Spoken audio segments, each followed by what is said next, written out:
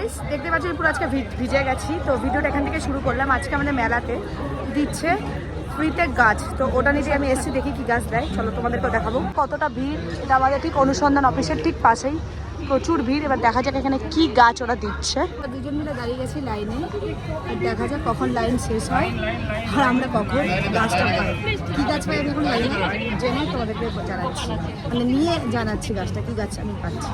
Line খুব একটা বড় নেই, আমরা খুব সামনেই আছি, কারণ জাস্ট অ্যানাউন্স করলো আর আমরা চলে এসেছি। গাছ নিতে পারলাম না কারণ ভীষণ ভিড়, দোকানে কাস্টমার অলরেডি দাঁড়িয়ে আছে। আমি বললাম চলো, আজকে আমার ছোটো পিসি নেই, তো আমার মেজো পিসি এসেছে আমাকে হেল্প করার জন্য।